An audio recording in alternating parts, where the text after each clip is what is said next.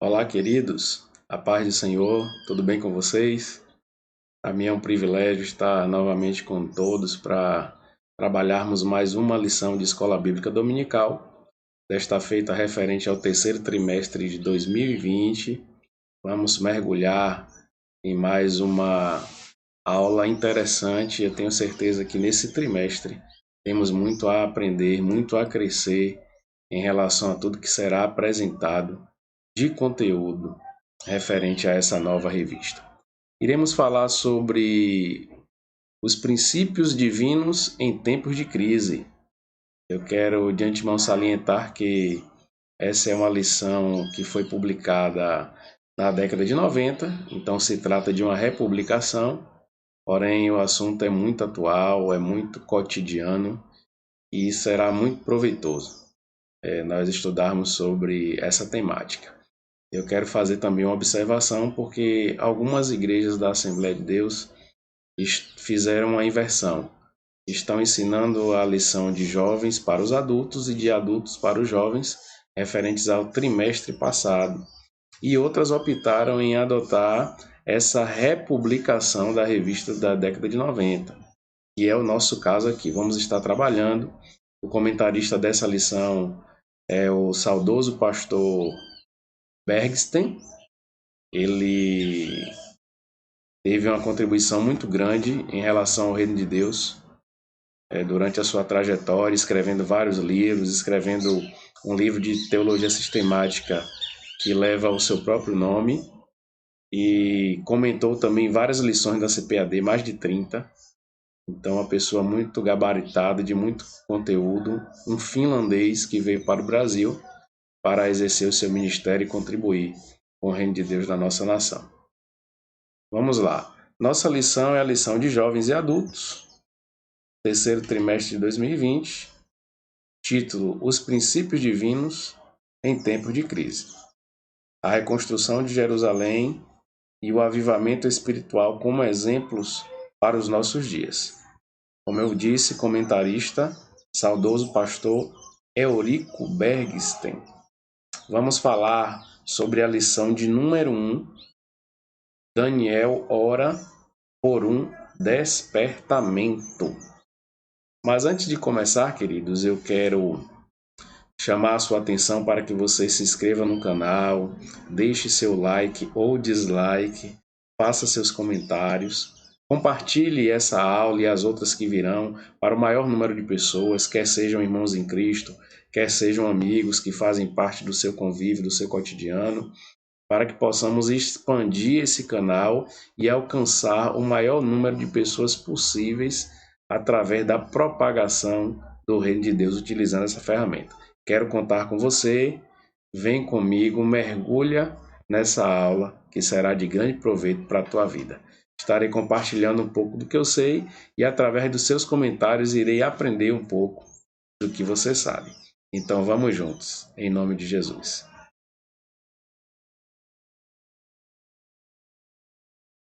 O texto áureo consta lá de Tiago, capítulo 5, verso 16, lembrando que a data dessa lição é para 5 de julho de 2020. E o texto diz assim: Confessai as vossas culpas uns aos outros e orai uns pelos outros, para que sareis. A oração feita por um justo pode muito em seus efeitos. Olha que coisa interessante. A oração feita por um justo pode muito em seus efeitos.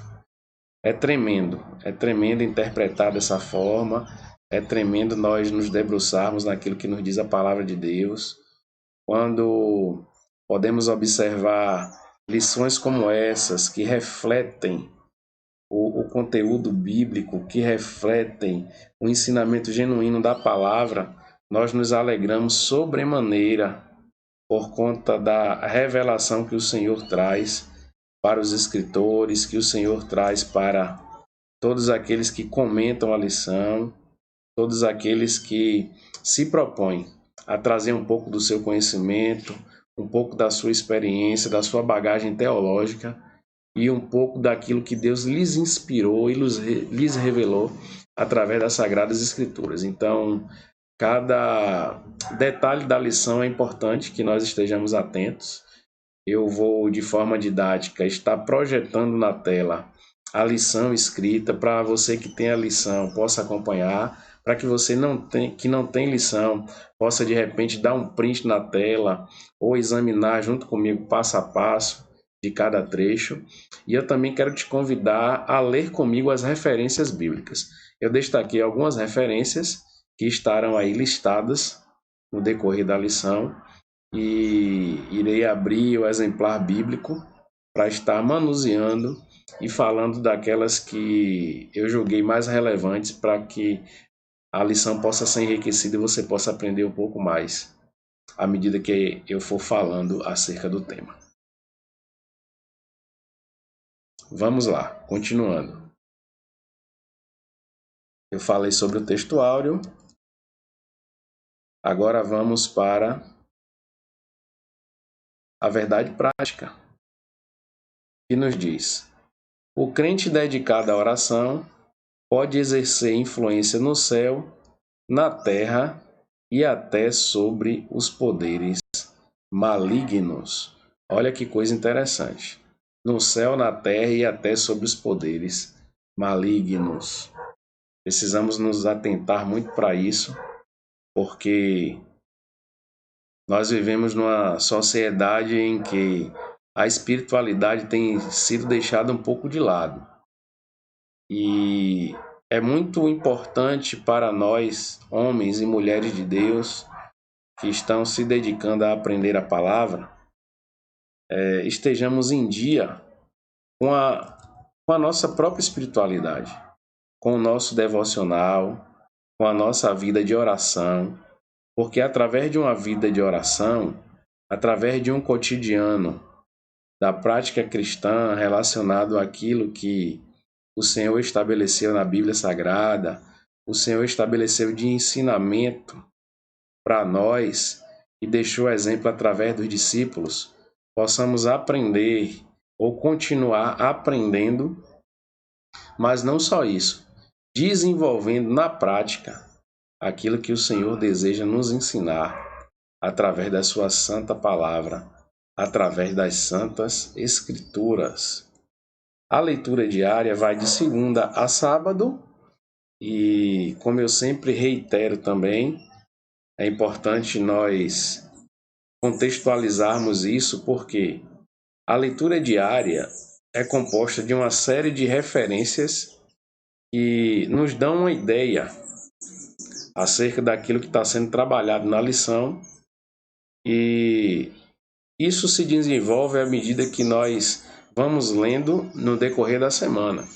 Então perceba, de segunda a sábado são referências dadas através de versículos bíblicos que complementam o conteúdo. Então nessa pré-aula é importantíssimo que você esteja atento e crie o hábito, o costume de fazer a leitura diária, porque serve também para a sua própria leitura devocional. Aproveite esses textos para criar uma rotina de estar sempre examinando a Bíblia, meditando na palavra, e essa ferramenta é ótima para que você possa exercitar isso. Na segunda, a certeza do atendimento à oração. Na terça, a oração de Moisés pelo povo. Na quarta, Davi ora para edificar o templo.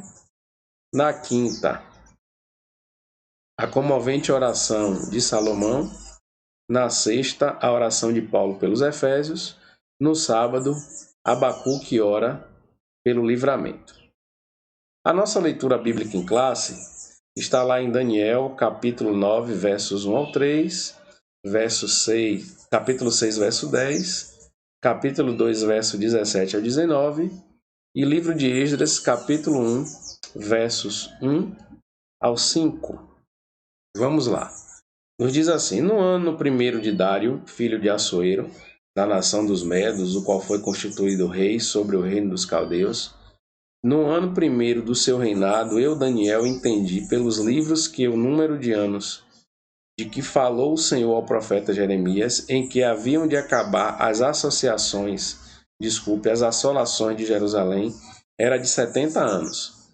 E eu dirigi o meu rosto ao Senhor Deus, para o buscar com oração e rogos, com jejum e saco e cinza. Olha que interessante. Capítulo 6. Daniel, pois, quando soube que a escritura estava assinada, entrou em sua casa. Ora, havia no seu quarto janelas abertas da banda de Jerusalém, e 3 vezes no dia se punha de joelhos e orava, e dava graças diante do seu Deus, como também antes costumava fazer. Capítulo 2. Então Daniel foi para sua casa e fez saber o caso a Ananias, Misael e Azarias, seus companheiros, para que pedissem misericórdia ao Deus do céu sobre este segredo, a fim de que Daniel e seus companheiros não perecessem com o resto dos sábios de Babilônia. Então foi revelado o segredo a Daniel numa visão de noite. Então Daniel louvou ao Deus dos céus. Livro de Esdras. No primeiro ano de Ciro, rei da Pérsia, para que se cumprisse a palavra do Senhor por boca de Jeremias, despertou o Senhor o espírito de Ciro, rei da Pérsia, o qual fez passar pregão por todo o seu reino, como também por escrito, dizendo: Assim diz Ciro, rei da Pérsia: O Senhor Deus dos céus me deu todos os reinos da terra, e ele me encarregou de lhe edificar uma casa em Jerusalém, que é em Judá. Quem há entre vós de todo o seu serviço, seja seu Deus com ele, e suba a Jerusalém, que é em Judá, e edifique a casa do Senhor, Deus de Israel. Ele é o Deus que habita em Jerusalém. Olha que interessante. Então, e todo aquele que ficar em alguns lugares, verso 4, em que andar peregrinando, os homens do seu lugar o ajudarão com prata e com ouro, e com fazenda e com gados, afora as dádivas voluntárias para a casa do Senhor que habita em Jerusalém. Verso 5. Então se levantaram os chefes dos pais de Judá e Benjamim, e os sacerdotes e levitas, com todos aqueles cujo espírito Deus despertou, para subirem a edificar a casa do Senhor, que está em Jerusalém. Olha que texto interessante, que texto profundo. Esse texto, irmãos, é um texto muito proveitoso, é um texto que nos traz assim uma mensagem muito poderosa acerca do cenário de Jerusalém na época em que foi levada em cativeiro por Babilônia. E o que aconteceu nesse período? De forma muito clara, de forma muito franca, podemos observar que Daniel, que viveu uma parte do período em que a nação de Judá estava cativa em Babilônia, ele experimentou coisas poderosas, coisas tremendas, coisas fortíssimas, por conta daquele momento conflituoso em que o povo, em que a nação vivia. Mas Daniel, ele se preservou. Daniel continuou na sua posição de servo, na sua condição de submisso à palavra do Senhor. Ele decidiu não se contaminar, mesmo estando fora do seu país, mesmo estando fora dos seus termos, mas se preservou, mantendo a sua rotina de oração, mantendo o seu compromisso com os escritos sagrados e com as orientações que Deus lhe dera. Vamos ver no decorrer da lição quais foram as consequências dessa atitude de Daniel mediante tudo o que aconteceu em Babilônia naquele período e que se refletiu na nação de Judá, sendo confirmado através da ação de Deus naquele cenário. Vamos falar um pouco também da profecia de Jeremias, vamos falar um pouco de outros exemplos que nos dão base bíblica para entender o conteúdo que foi descrito e exaustivamente comentado pelo saudoso pastor Bergson nessa lição. Vamos lá, vamos continuar. Os hinos sugeridos são os da harpa cristã, 84, 296 e 577. Então, se você quiser, é interessante acompanhar esses hinos, porque é uma temática relacionada a esse assunto. Objetivo geral da lição: conscientizar os alunos sobre a necessidade de estudar a palavra e orar em busca de um despertamento proveniente de Deus nesses dias trabalhosos. Objetivos específicos. Aqui o autor lista 3 E como foi uma reedição, essa lição teve uma adaptação na sua forma, não no seu conteúdo, mas na sua forma. Então a CPAD fez um incremento didático para que pudesse seguir o estilo das lições atuais. Um desses aspectos é esse dos objetivos específicos. Então, o primeiro, apresentar os motivos que levaram Daniel a ser despertado para a oração. O 2, pontuar a resposta divina às orações de Daniel. O 3, destacar o resultado de um despertamento proveniente de Deus. Estaremos trabalhando esses assuntos. Só um destaque que eu fiz questão de colocar aqui sobre o saudoso pastor Eurico Bergsen.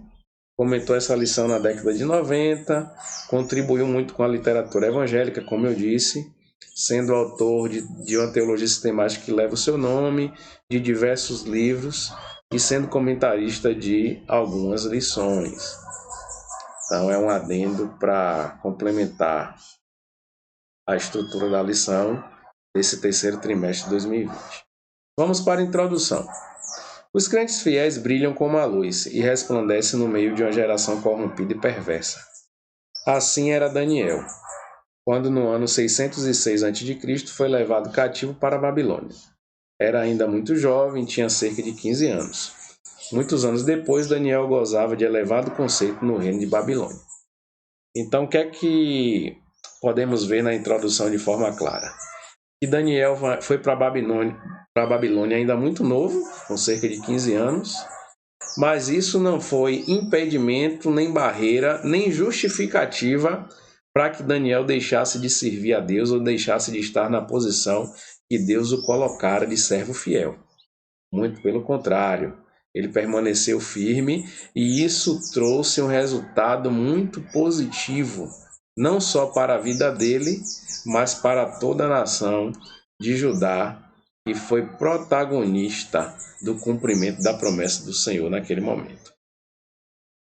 Vamos continuar. Tópico de número 1. Daniel foi despertado para orar.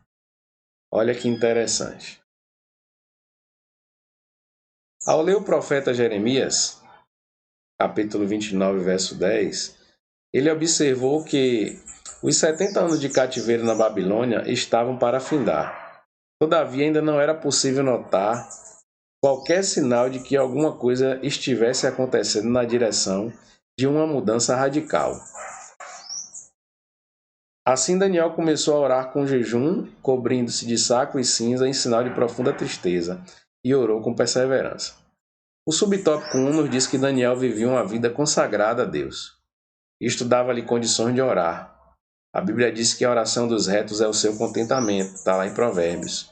E ele escutará a oração dos justos, também em Provérbios. Daniel não se misturou com o paganismo e vivia conforme sua consciência no temor do Senhor. Daniel é considerado como um exemplo e um modelo para os crentes de todos os tempos. Me deixe tecer alguns comentários até esse subtópico de número 1. De forma muito clara, o texto mostra. Se você depois tiver oportunidade, examine o livro de Esdras, examine o livro do profeta Jeremias naquele intervalo do capítulo 29, examine o livro de Daniel nos textos que nós lemos como referência, e você vai observar uma coisa interessante. O cenário não era propício. O cenário era totalmente adverso. As circunstâncias do ambiente diziam não. Aquela promessa de Deus, aos olhos humanos, de forma fática, era improvável, quase que impossível de acontecer, dado que a nação de Judá era uma nação cativa e Babilônia uma nação poderosa que tinha todo o controle da situação. Mas Daniel não se prendeu ao cenário. Daniel não se prendeu àquilo que ele estava enxergando com os olhos humanos. Daniel não se prendeu ao contexto. Ele resolveu guerrear em oração. Ele resolveu buscar ao Senhor em oração. Ele resolveu desenvolver o seu relacionamento e a sua intimidade com Deus em oração. Precisamos internalizar isso. Precisamos aprender isso. Não é o cenário que deve ditar a nossa postura em relação ao nosso Deus. Em detrimento de qualquer situação, precisamos descer à casa do oleiro para ter uma vida consagrada a Ele, para desenvolver intimidade e relacionamento com Ele, para entender quais são os seus propósitos e fazer a nossa parte, guerreando através da ferramenta que o Senhor nos deu, que é a oração. Continuando, subtópico de número 2. A estatura espiritual de Daniel capacitava-o para enfrentar verdadeiros combates em oração. Olha que interessante. Deixa eu ler novamente. Não, deixa eu dar continuidade. Muitos crentes não conseguem servir de ajuda decisiva com as suas orações, porque nunca chegaram a experimentar o que significa combater em oração, o que significa perseverar firmemente em oração. Somente visitam, de vez em quando, o culto de oração. Daniel, porém, tinha por hábito orar 3 vezes ao dia, quando a sua própria vida, bem como a de seus amigos e de todos os sábios de Babilônia, estava em perigo. Daniel alcançou o livramento e a vitória através da oração. Daniel era, portanto, experiente na vida de oração. Eu destaquei aqui Romanos capítulo 12, verso 12, e eu quero nesse momento ler para você a referência. Eu estou com o meu exemplar da Bíblia Sagrada, edição Almeida Revista e Corrigida. Eu quero utilizá-lo para ler para você esse texto, que é bem conhecido, mas eu faço questão de ler para que você possa entender de forma clara aquilo que o Senhor deixou registrado através das palavras do apóstolo Paulo e que retratam bem esse momento, essa temática da lição. Romanos 12:12 diz assim, olha: Alegrai-vos na esperança, sede pacientes na tribulação, perseverai em oração. Alegrai-vos na esperança, sede pacientes na tribulação, e o destaque vai para perseverai em oração. Precisamos nos debruçar sobre a oração. Precisamos insistir e bater na porta não uma só vez, mas até sermos respondidos, até contemplarmos a ação de Deus sobre aquilo que estamos orando, até contemplarmos a porta se abrir. Porque o próprio Jesus nos deu essa instrução dizendo: pedi e dá-se-vos-á, buscar e encontrareis, batei e abrir-se-vos-á. Porque o que pede recebe, o que busca encontra, e ao que bate se abre. Daniel nos deu esse exemplo. Paulo, na sua palavra, reitera isso. E precisamos assimilar e aplicar no nosso dia a dia esse ensinamento. Subtópico de número 3. Coincidindo com o período de oração de Daniel, profundas mudanças estavam para acontecer na Babilônia. O reino da Babilônia estava em guerra com os medos e os persas. O rei da Babilônia era na época Nabonido. Seu filho Belsazar estava na capital, a cidade de Babilônia, cuidando dos assuntos administrativos do governo. Belsazar organizou uma festa para seus grandes. Estando já embriagado, mandou trazer os vasos sagrados que o rei Nabucodonosor havia trazido no templo de Jerusalém, no templo de Deus em Jerusalém, e havia colocado no templo pagão da Babilônia. Ele e todos os seus convidados beberam vinho nesses vasos santos. Houve então uma intervenção divina. O rei viu que dedos de mão de homem escreviam na parede defronte do castiçal. Acabou-se a alegria da festa. Os joelhos do rei tremiam. Sábios e astrólogos não puderam interpretar a mensagem escrita na parede. Finalmente Daniel foi introduzido na festa e interpretou o texto escrito na parede. Entre outras coisas estava escrito: dividido foi o teu reino, e deu-se aos medos e aos persas. Naquela mesma noite foi morto Belsazar, rei dos caldeus. É interessante comentar isso aqui, irmãos, porque Daniel viveu situações muito delicadas durante a sua estadia em cativeiro. Primeiro, o rei teve um sonho, não se lembrava e também não conseguia interpretar. Pediu que os sábios fizessem isso por ele, nenhum conseguiu. Ordenou então que todos fossem mortos. Daniel ouviu isso do chefe da guarda, pediu um tempo, se colocou em oração junto com seus amigos. Deus então lhe revelou o sonho e lhe deu a interpretação. Daniel se apresentou ao rei, contou o sonho e deu a interpretação. E naquele momento todos os magos foram salvos, os seus amigos também, e Daniel foi colocado numa posição de destaque em Babilônia. A vitória de Daniel veio através da oração, porque ele sabia que era a única ferramenta capaz de trazer à tona, de revelar o que estava oculto. Era a única ferramenta capaz de ir contra o cenário, contra o contexto e trazer uma solução totalmente improvável para mudar a situação naquele momento. Um outro aspecto que foi colocado na lição que é interessantíssimo. O filho do rei Nabucodonosor, que o sucedeu posteriormente, Belsazar,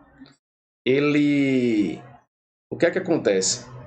Ele promoveu uma reunião junto com os seus liderados e durante aquela reunião, no momento da refeição, ele se utilizou dos utensílios do templo sagrado de Jerusalém para comer, para beber, para se divertir. E o texto diz que de repente viu-se uma mão que escreveu na parede uma frase e aquela visão deixou todos atônitos, inclusive o Belsazar, que ficou com os joelhos tremendo. O texto é claro quando diz isso, porque ele ficou aterrorizado com aquela visão, mas não conseguia entender o que estava escrito na parede. E todos ficaram desesperados, porque ninguém conseguia entender. A sua mãe, que conhecia Daniel e que sabia da história do que tinha acontecido anteriormente, quando Daniel revelou os sonhos do rei, falou com seu filho dizendo: tem um homem que é capaz de trazer essa interpretação. Sobre ele repousa um espírito diferente. E esse homem era Daniel. E Daniel foi trazido à presença de Belsazar e conseguiu revelar o que estava escrito na parede. Nessa revelação ficou claro e foi decifrado o significado daquilo que estava escrito. Aquele homem foi pesado na balança e não foi achado. O reino tinha sido destituído das mãos dele.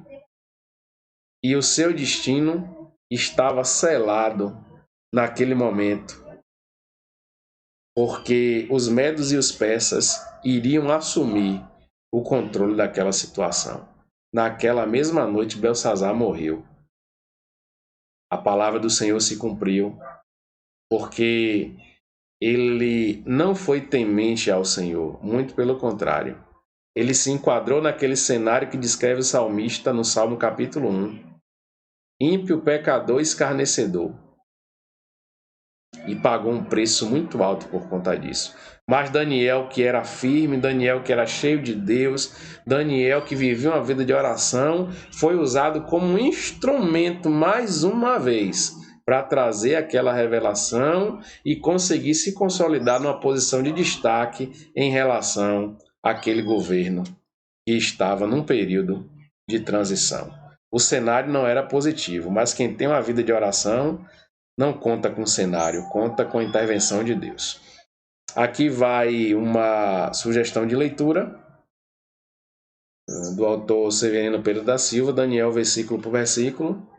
Importantíssimo, se você puder ter acesso para estudar esse livro. Ele traz uma explicação muito interessante acerca de diversos trechos do livro de Daniel. E vamos caminhando agora para o tópico de número 2, que nos fala sobre a resposta às orações de Daniel.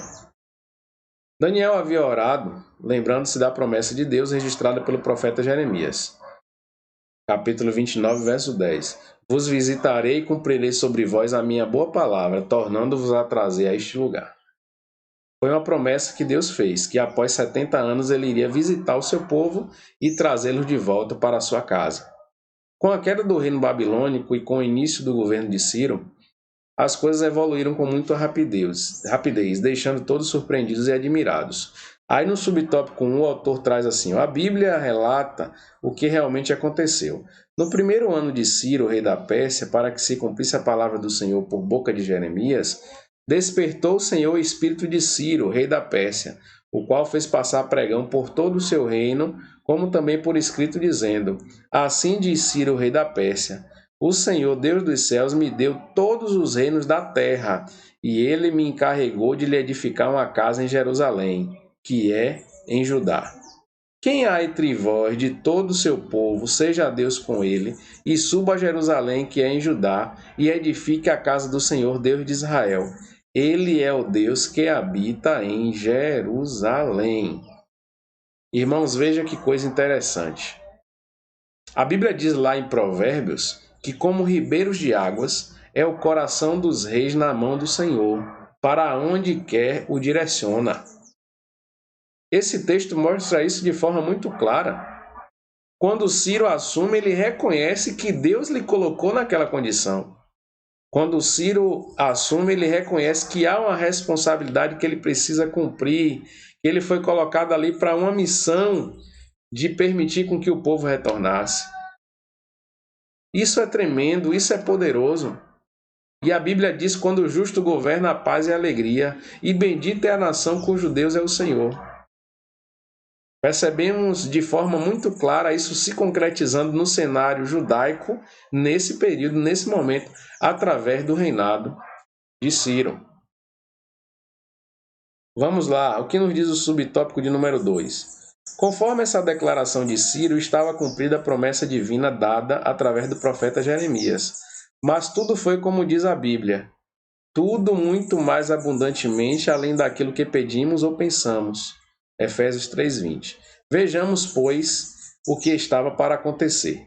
Eu fiz questão aqui de destacar 4 letras que representam 4 aspectos do que aconteceu de forma muito interessante. O primeiro, todos os judeus seriam liberados para voltarem a Judá caso quisessem. O segundo aspecto, receberam permissão para reedificar o templo. O terceiro aspecto, todas as despesas da construção do templo poderiam ser tiradas dos tributos da além do rio.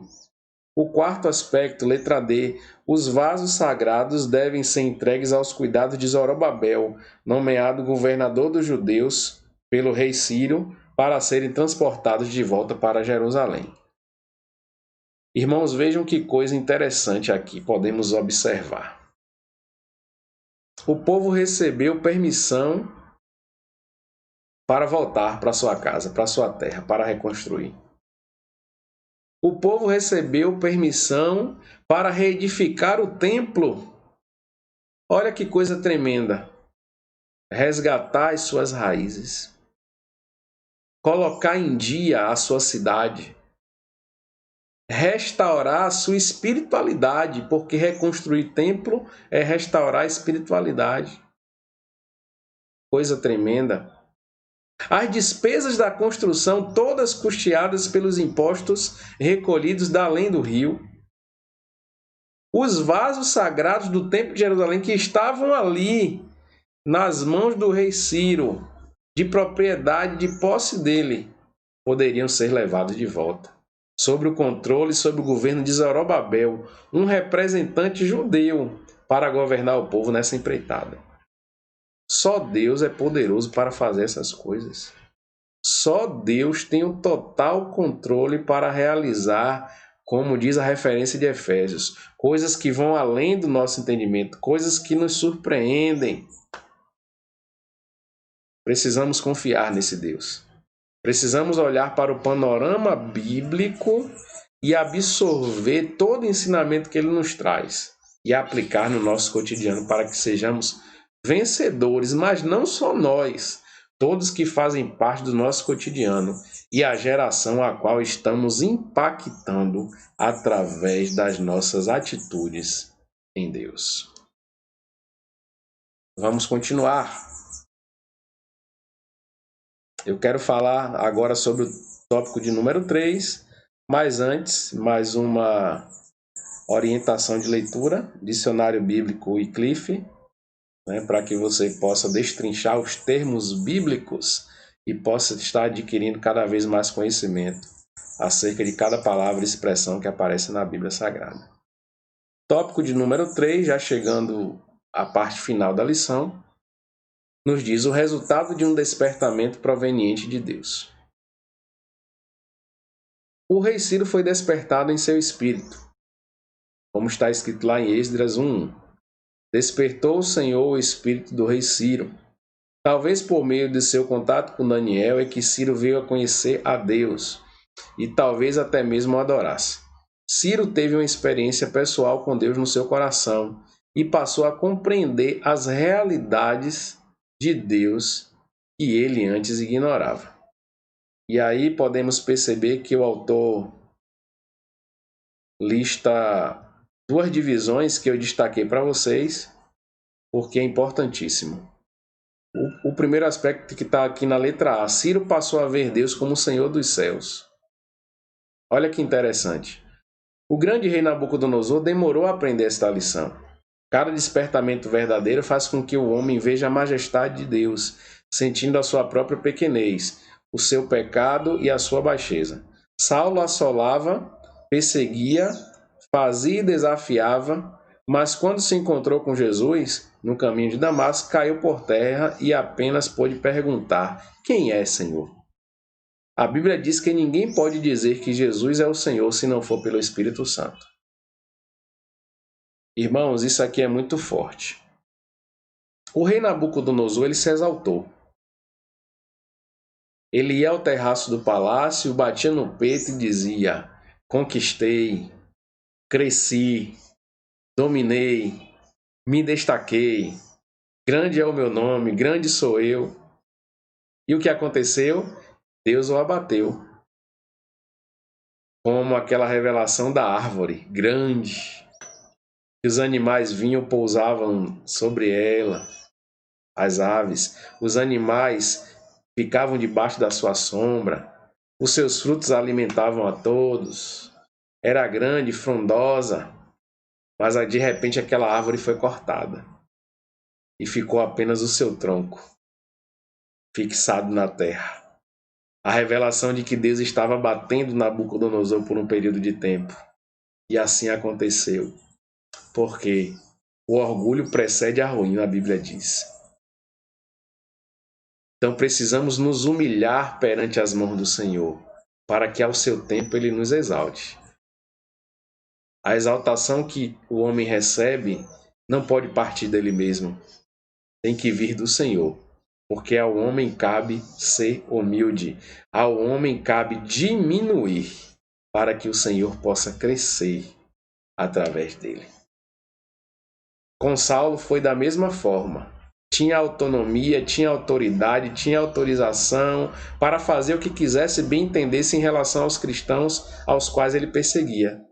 Mas de repente teve um encontro com Jesus no caminho.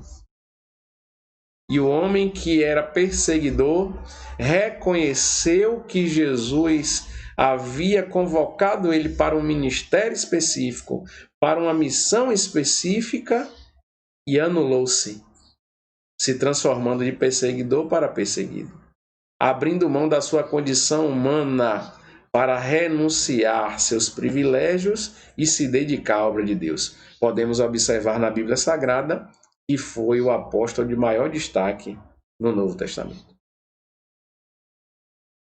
Vamos crescer na graça e no conhecimento do Senhor. E vamos cada vez mais renunciar ao nosso próprio eu, para que Deus possa transparecer em nós. Continuando, letra B. Ciro teve uma experiência com Deus que é santo. Os vasos sagrados haviam sido roubados do templo de Jerusalém por Nabucodonosor e guardados no templo pagão de Babilônia. Ciro era agora o responsável por eles, e mesmo sendo esses vasos muito valiosos, ele queria voluntariamente devolvê-los. Preste atenção no destaque que eu dei para essa palavra, devolvê-los. Assim acontece sempre em cada despertamento verdadeiro. Quando Zaqueu teve um encontro com Jesus, quis devolver o que havia ganho com usura.